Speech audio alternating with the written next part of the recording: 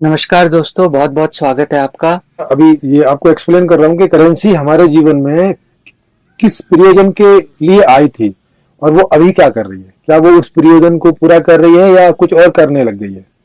हम उससे कोई और काम लेने लग गए हैं जिससे कि दूसरे कॉम्प्लिकेशंस खड़े हो रहे हैं। ये मैं आपको थोड़ा समझाने की कोशिश कर रहा हूँ कि करेंसी मतलब क्या।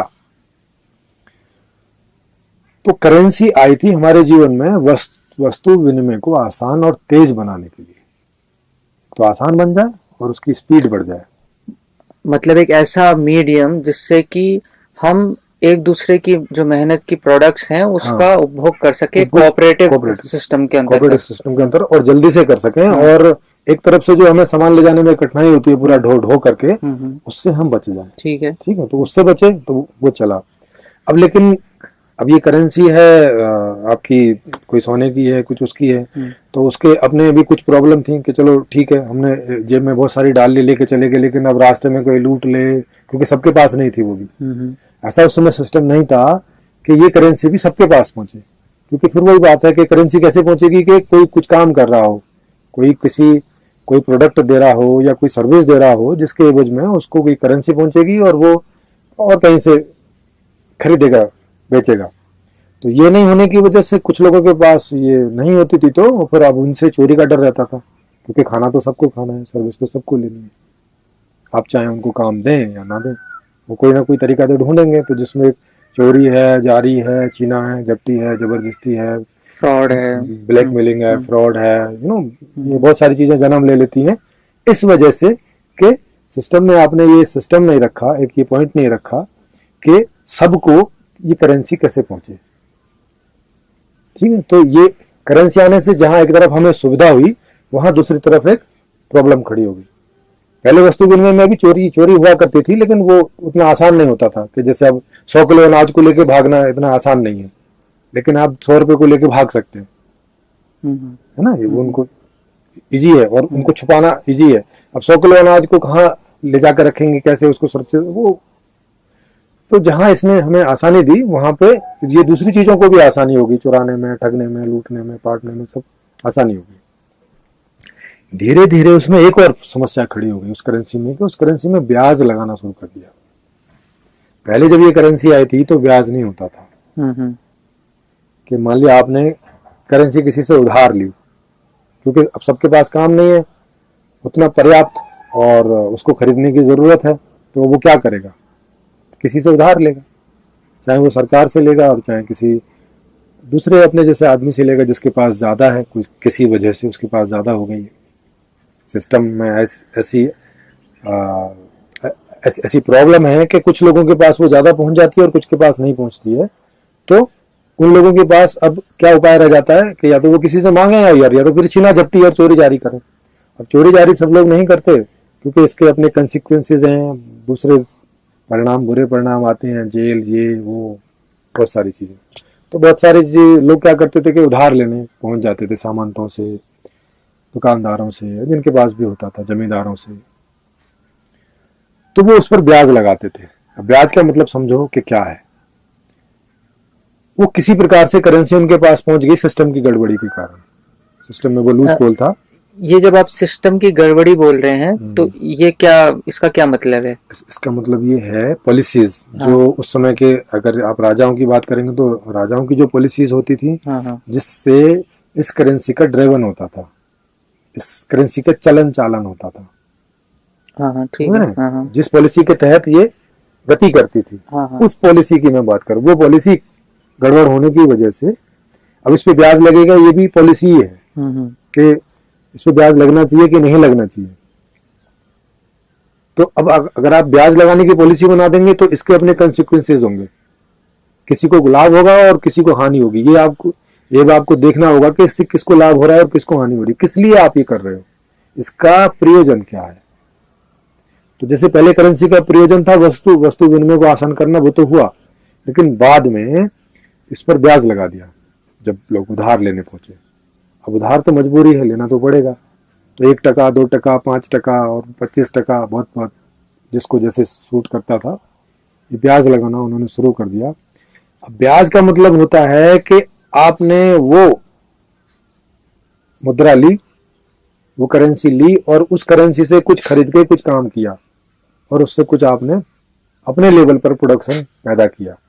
अब उस प्रोडक्शन से जो आय होगी उसमें आपको अपना भी खर्चा चलाना है और उसको ब्याज भी देनी है, माने आपको अब डबल मेहनत करनी पड़ेगी और जिसको आप ब्याज दे रहे हैं वो आदमी बैठ के उसका उपभोग करेगा। इसका मतलब हो गया कि आप दो परिवारों के लिए कमा रहे हैं, एक अपने परिवार के लिए और एक उस परिवार के लिए। वो सारा वजन आप पर ही आ जाएगा। क्यों आ जाएगा? क्योंकि पॉलिसी इस तरह की है कि एक को बिठा के खिला रही है और एक पर सारा वजन डाल दे रही है। तो इससे एक अनियमितता टाइप की पैदा होगी। ये पैदा होगा कि ये आदमी बोझ के मारे धीरे धीरे दबने लगेगा। मतलब उसने जन्म दे दिया वहीं पर एक एक्सप्लॉयटेटिव सिस्टम को जो अभी एक बड़ा रूप धारण कर चुकी है, लेकिन कुल मिला के एक्सप्लॉयटेटिव सिस्टम। हाँ, मैं आपको ये बताने की कोशिश कर रहा हूँ कि कैसे जब हम ऐसी गड़बड़ियां शुरू हो जाती हैं उनके परिणाम क्या होते हैं। अब इस ब्याज से ये होने लगा कि समाज में बहुत सारे ऐसे जमींदारों का उदय हो गया कि वो बस ब्याज पे पैसा देते और क्योंकि उनकी राजाओं से लिंक थे, उस तरह से लिंक थे, तो उन्होंने इसको उनकी चाटुकारिता करके कुछ करके उनसे इस तरह की चीजें करवा ली, इस तरह की पॉलिसी करवा ली कि उनकी तरफ में करेंसी का फ्लो हो गया बिना किसी मेहनत के। और अब करेंसी तो लिमिटेड होती थी क्योंकि उसकी एक प्रक्रिया है कि आप एक हिसाब से ज्यादा नहीं छाप सकते या नहीं आप जारी कर सकते, और वो कुछ लोगों की तरफ बह रही है ज्यादा, तो सीधी सी बात है कि दूसरों की तरफ हो जाए, क्योंकि वो कोई संसाधन तो है नहीं। वो तो हमने एक विकल्प पैदा किया था कुछ आसान बात करने के लिए, तो वो कुछ लोगों के पास पहुंच जाती है और बाकी लोगों के पास नहीं, तो करेंसी की डिमांड हो जाती है। मतलब करेंसी अपने आप में एक प्रोडक्ट बन जाती है क्योंकि बिना करेंसी के कुछ होगा नहीं। तो अब वो प्रोडक्ट बन जाती है, तो जहां जितनी ज्यादा डिमांड जिस इलाके में और अगला आदमी उतनी ब्याज बढ़ा देता।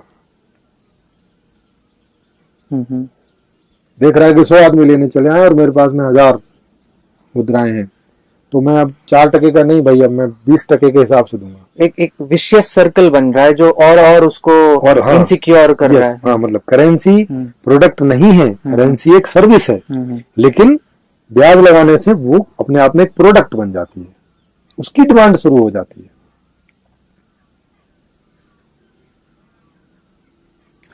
और हाँ, तो इससे ये जो कंसिक्वेंसेज हैं ये खड़े होने लगते हैं, ये शोषण शुरू हो जाता है इससे कि वो समाज जो येन केन प्रकार पैसे का फ्लो अपनी तरफ करके बैठा है और वो बिना कोई सर्विस दिए, बिना कोई प्रोडक्शन दिए वो बैठकर बहुत मजे से जीता है, और जो काम करता है वो बड़े तकलीफों में जीता है, वो उतना अर्न नहीं कर पाता क्योंकि दूसरी जगह में परचेजिंग पावर नहीं है, तो वो जो पैदा करता है वो मुश्किल से खप पाता है, उसकी डिमांड मुश्किल से वहां सप्लाई हो पाती है क्योंकि डिमांड तो है नहीं।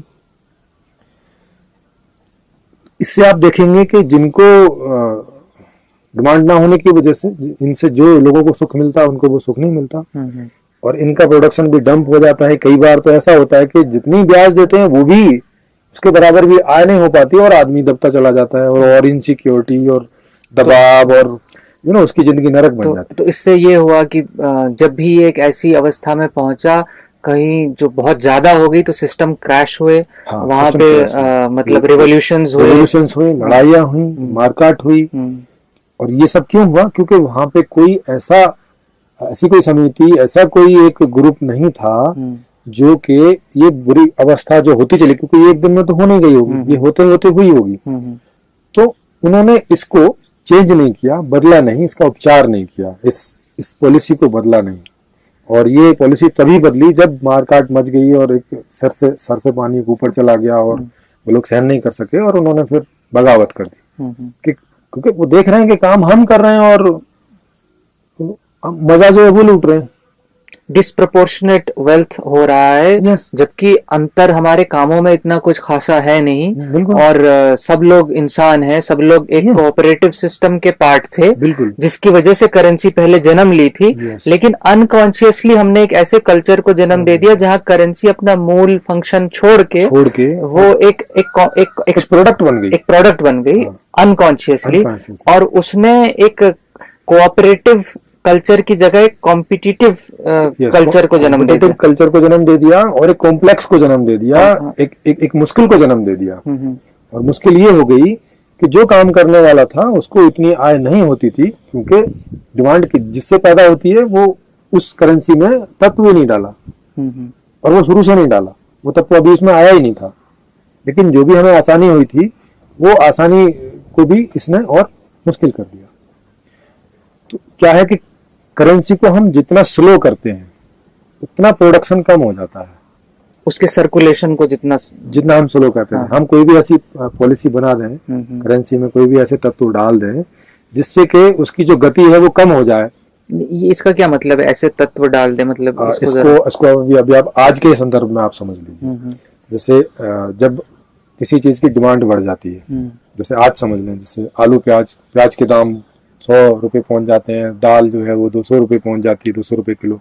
बाकी जबकि दूसरी दाल जो है वो 50 रुपए किलो है, 80 रुपए किलो है, आलू 10 रुपए किलो है, तो प्याज क्यों 100 रुपए किलो पहुंच जाती है? क्या करते हैं इसमें कि इसकी जैसे डिमांड बढ़ गई, यानी हाउ प्रोडक्शन कम हुआ या लोगों ने बीच में उसको स्टोर कर लिया है, जो भी कुछ है, मार्केट में उसकी अवेलेबिलिटी कम हो गई और डिमांड बढ़ गई। डिमांड बढ़ने से उसका रेट 200 रुपए किलो हो गया या 100 रुपए किलो हो गया। अब सरकार पर प्रेशर आया कि भाई महंगाई बढ़ती जा रही है, आप क्या कर रहे हो? जैसे ये अभी डेमोक्रेसी में, राजा के समय में तो ये भी कुछ नहीं होता था, अभी डेमोक्रेसी में सरकार पे प्रेशर आया क्योंकि 5 साल बाद सरकार गिर जाएगी, फिर इतने समय बचे होंगे अगर उसने कुछ नहीं किया। तो वो क्या बोलती है, वो रिजर्व बैंक को बोलती है, जो करेंसी का चलन चालन करता है, उसको जारी करता है और इसका संचालन करता है। वो क्या करते हैं कि वो ब्याज बढ़ा देते हैं। जैसे ही महंगाई देखी, महंगाई कंट्रोल में नहीं आ रही है, तो वो ब्याज बढ़ा दिया, 0.5% बढ़ा दिया, 1% जैसी उनको समस्या फील होती है। अब इससे होता क्या है एक्चुअली, ये आप देखो, ब्याज बढ़ाने से लोग बैंक में पैसा जमा करना शुरू कर देते हैं फॉर फ्यूचर इनसिक्योरिटी, कि ठीक है बैंक 4% की जगह 6% ब्याज दे रहा है, तो भाई बैंक में रखो, खरीदने में इस्तेमाल मत करो, परचेज करने में इसका इस्तेमाल मत करो। अभी जब थोड़ा सा कम होगी तब देखेंगे, तब तक कुछ तो बढ़ जाएगा, क्योंकि मनी प्रोडक्ट बन चुका है। हाँ, क्योंकि मनी प्रोडक्ट बन चुका है और मनी से ही सारी परचेजिंग हो रही है, तो मनी कैसे भी बढ़ जाए, इस बात के लिए लोग वेटिंग में रहते हैं। और कोई भी ऐसा फैक्टर आए तो वो उसमें अपनी मनी को इन्वेस्ट कर देते हैं और बाकी चीजों को सस्पेंड कर देते हैं पीछे के लिए, फ्यूचर इनसिक्योरिटी देखते हुए।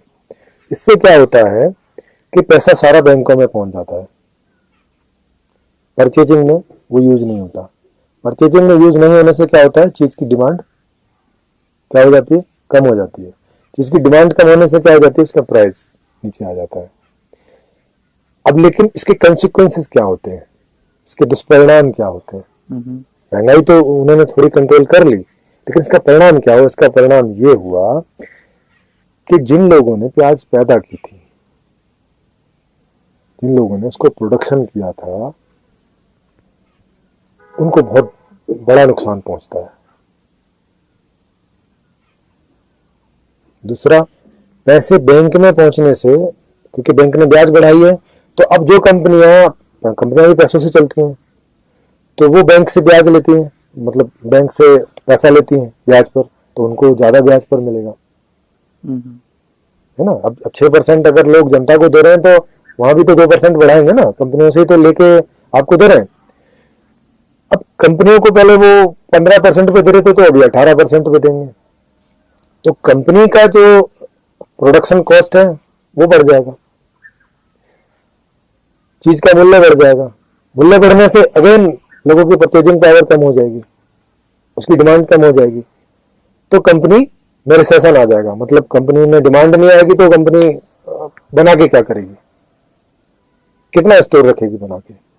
तो अब वो धीरे धीरे छटनी शुरू कर देगी। जैसे पीछे अमेरिका में रिसेशन आया, यहाँ पे आया कि वो अब एम्प्लॉय कम करना शुरू कर देगी, क्योंकि उस सबको चलाने की जो कॉस्ट है वो बढ़ती जा रही है और प्रोडक्शन हम कर नहीं सकते क्योंकि डिमांड है नहीं, और लोगों को तनख्वाह तो महीने में आपको देनी है, चाहे आप काम लो चाहे ना लो। तो वो कॉस्ट बढ़ती चली जाती है चीज की। तो वो क्या करते हैं कि लोगों की छटनी करते हैं, लोगों को बाहर निकालते हैं। इससे क्या होता है कि लोगों की जो हर महीने तनख्वाह आ रही थी वो बंद हो जाती है, तो उनकी परचेजिंग पावर और कम हो जाती है, और कम होने से डिमांड और कम हो जाती है, और कम होने से एक दुष्चक्र चल पड़ता है, और ये एक लिमिट तक जाता है। उस लिमिट तक जाता है जब तक ये सहन किया जा सकता है, जब तक कि ये पॉलिसी ना बदले, जब तक कि वो फिर इतने दिन में क्या होता है, थोड़ी महंगाई कम हो गई होती है क्योंकि डिमांड तो है नहीं। अब महंगाई कम हो गई होती है तो वो फिर आरबीआई के गवर्नर आते हैं, बोलते हैं कि ठीक है ब्याज कम कर दो जो बढ़ाई थी। फिर से थोड़ा डेवलपमेंट शुरू होता है, वो 2% से जितना हो सकता है जो भी उन्होंने घटाई बढ़ाई वो फिर होता है, और 4-6 साल में 10 साल में फिर वहां तक पहुंचता है, और फिर वो प्याज महंगी हो जाती है 10 साल बाद में, और फिर वो ये ऐसे ही 2%, 4%, 2%, 4% में घूमती रहती है, 100 कभी नहीं हो पाती। समझ रहे हैं इससे क्या परिणाम हो रहा है इस पॉलिसी से, जो आरबीआई की पॉलिसी है। और लगभग सारे देशों में इसी तरह की पॉलिसी यूज होती है। भाई मेरे, जैसे ही थोड़ी सी लोगों की अच्छी स्थिति होने लगती है तो सिंपल सी बात है, डिमांड तो बढ़ेगी ही। सब लोग सब भोगना चाहते हैं, उधार लेकर भी भोगना चाहते हैं, लोन लेकर भी भोगना चाहते हैं, इस आशा में कि ठीक है कमा तो रहे ही हैं, हम दे देंगे। तो इसका मतलब ये है कि जैसे ही लोगों की थोड़ी सी परचेजिंग पावर बढ़ेगी, आपने थोड़ा सा डेवलपमेंट किया, लोगों तक पैसा पहुंचा, तो अचानक वो बढ़ेगी धीरे धीरे। करना ये चाहिए कि जब डिमांड बढ़ रही है तो आप सप्लाई बढ़ाओ। एक्चुअली सॉल्यूशन ये होना चाहिए।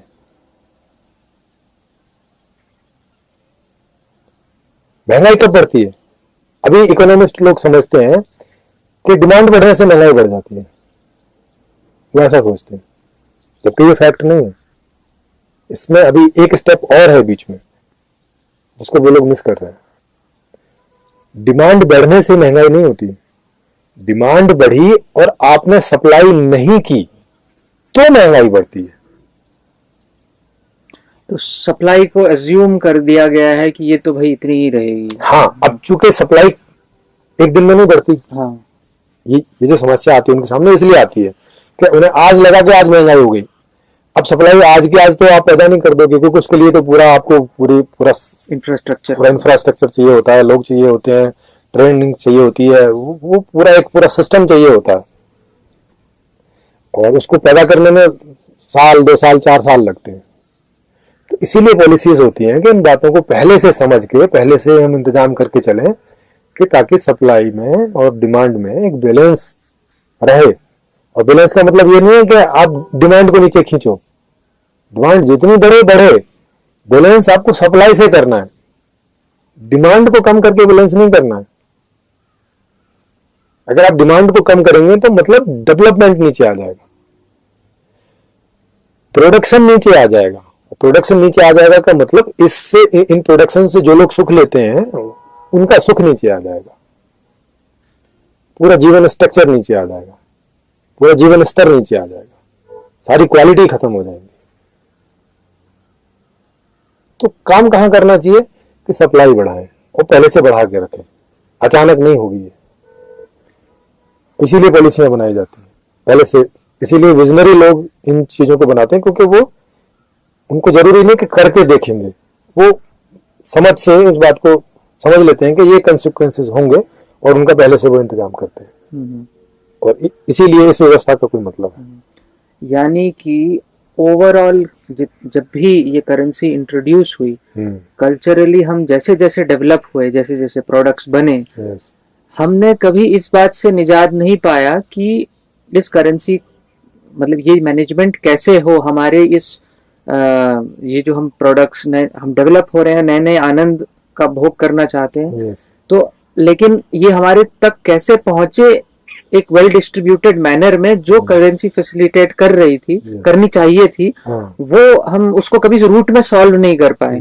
और हम जैसे जैसे जो भी डेवलपमेंट हो भी रहा है, तो ये जो क्योंकि ये डिमांड और सप्लाई, मतलब अब प्रोडक्ट्स भी बढ़ रहे हैं, हमारी जरूरतें भी बढ़ रही हैं, तो ये तनाव एक बढ़ता जा रहा है। Yes. ये कभी क्रैश होता है, फिर कभी थोड़ा बहुत सुधरता है, फिर क्रैश होता है। यह 3-4 साल में हो रहा है। हाँ, और पहले थोड़ा ज्यादा लंबे गैप में होता था, अभी धीरे धीरे होता था, अभी जल्दी जल्दी होने लग गया। हाँ, और ये आगे जाके हो सकता है साल में 6 महीने डाउन मारे, 6 महीने अप मारे। और इसका असर जो है हमारी पूरी जिंदगी में पड़ रहा है। हमारे मतलब हम प्रोडक्ट्स के साथ एक डायरेक्ट रिलेशनशिप नहीं रख रहे हैं, उसमें पैसा बीच में आ जा रहा है। बिल्कुल बिल्कुल। जो कि अलग से एक प्रोडक्ट बन जा रहा है, और इसका असर हमारे रिलेशनशिप्स, हमारे हर एक चीज पे पड़ रहा है, हमारी हर एक व्यवस्था के हर एक टॉपिक पे। यस। अब देखो, तो अब आप समझ गए होंगे कि ब्याज जो है वो कितना बड़ा एक गलत एलिमेंट है करेंसी के साथ में, कि उससे कितना बड़ा कंसिक्वेंस खड़ा हो रहा है। जबकि करेंसी आई थी वस्तु विनिमय के लिए, और आपने क्या किया कि इस पर भाई वो पैसा कोई ब्याता थोड़ी है। ब्याज मतलब समझते हो? ब्याज मतलब होता है कि एक का वो आपने 1 रुपया किसी से लेकर रख दिया और वो सुबह तक 1.5 बन गया अपने आप, तो ठीक है भाई 25 पैसे तू ले लो, 25 पैसे मैं ले लूँ। ऐसा थोड़ी होता है। 1 का 1.5 किसी की मेहनत से होता है। वो वहां पर कुछ मेहनत होती है जो वो 1 का 1.5 बनता है, समझ रहे हैं? और ये बनता है किसी प्रोडक्शन से। प्रोडक्शन जो दे रहा है उसका मेहनताना उसी को पहुंचे, या जो लोग दे रहे हैं उनको पहुंचे। उनको नहीं पहुंचना चाहिए जो, क्योंकि ये करेंसी इसलिए नहीं बनाई है। और ऐसा कब होता है? ऐसा जब होता है जब करेंसी को प्राइवेट कर देते हैं एक तरह से। ये चला आरबीआई रहा है, लेकिन इसको प्राइवेट बैंकों को सौंप दिया है और वो अपने हिसाब से इसको करते हैं। हालांकि आरबीआई कंट्रोल करने की कोशिश करता है, लेकिन वो एक लिमिट में ही रहता है। एक्चुअली ये सरकार से ड्रिवन होनी चाहिए और बिना ब्याज के होना चाहिए, नंबर 1 चीज। दूसरा ये है कि डिमांड को किसी के पास करेंसी है कि नहीं है इस बात पर डिपेंड ना रखा जाए।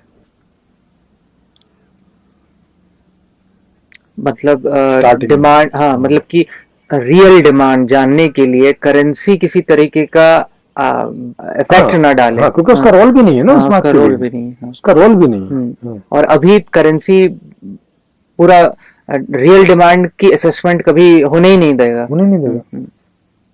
तो इस और ये करेंसी इसलिए हम लाए भी नहीं थे। करेंसी लाए थे वस्तु विनिमय के लिए। तो वस्तु विनिमय तो जब होगा ना जब वस्तुएं होंगी, और वस्तुएं कब होंगी? तो पहले डिमांड होगी और आप सप्लाई के लिए तैयार होंगे, अब करेंसी की बात आती है। तो पहले से क्यों करेंसी घुसेड़ रहे हो भाई उसमें? तो मूल में इन जितने भी अभी व्यवस्थाएं आई हैं उनमें मूल में क्या मिस हो रहा है, अगर इसको एक लाइन में बोला जाए कि ये जब हमने जाना कि हम सबका जो मेन एम है वो है सुख की प्राप्ति, और सुख हमें इन अलग अलग टाइप के प्रोडक्ट्स से मिलता है, चाहे वो व्यक्तिगत पारिवारिक रूप में अभिव्यक्त होता हो। लेकिन तो अब ये जानने के बाद कहाँ पे मूल फॉल्ट हो रही है? मतलब ये जितनी भी व्यवस्थाएं, मूल फॉल्ट ये हो रही है कि वो लोग इन सारी चीजों के मूल स्वरूप को समझ नहीं पा रहे हैं कि करेंसी का मूल स्वरूप क्या है, डिमांड का मूल स्वरूप क्या है, सप्लाई का मूल स्वरूप क्या है, और क्या आप स्वरूप रखने से इसका क्या परिणाम होगा, ये वो लोग असेसमेंट नहीं कर पाते, अभी वो समझ नहीं पाते हैं। तो इसको जब भी कोई एक आदमी तो समझेगा पहले। तो मूल में अभी तक जितनी भी व्यवस्थाएं आई हैं वो कहाँ मिस कर रही थी?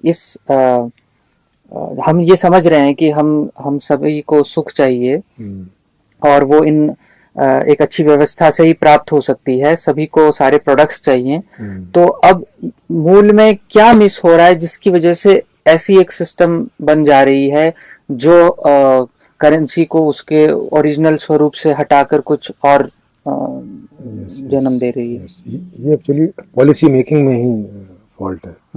पॉलिसी मेकिंग करते समय में जब जिन लोगों ने भी ये पॉलिसी मेकिंग की होगी तो वो लोग इसके कंसिक्वेंसेस और वो सब उतना कैलकुलेट नहीं कर पाए होंगे, और ये प्रॉब्लम तब तक चलती रहेगी जब तक इसको कोई कैलकुलेट करके और इसको उसका जो सही स्वरूप है पॉलिसी का, करेंसी का, वो नहीं सबको समझा देता। जो कि अभी मैं इस काम को कर रहा हूँ, मैंने इस पर काम किया है, किताब भी लिखी है और वीडियोस यूट्यूब में हम लोग बना रहे हैं ताकि सबको आपके इस करेंसी के जो सही स्वरूप है इसको मैं आपको समझा सकूं और फिर हम सब लोग मिलके करेंसी के इस स्वरूप को स्थित कर सकें, जिससे कि हम फिर सारे सुख सुविधाओं को हम तक वो पहुंच सकें और आनंद उठा सकें। और जिसका कि मैंने अभी बताया कि करेंसी का जो स्टार्ट होता है वो स्टार्ट से नहीं होता, एकदम शुरू से नहीं होता। पहले डिमांड आती है, पहले आप डिमांड को जानो, जो भी आपकी समाज की पूरी डिमांड है, उस डिमांड को प्रोडक्शन करो। जब उस प्रोडक्शन को वितरित करोगे तो करेंसी का वहां पे यूज होता है। उसके पहले करेंसी का कोई यूज नहीं है।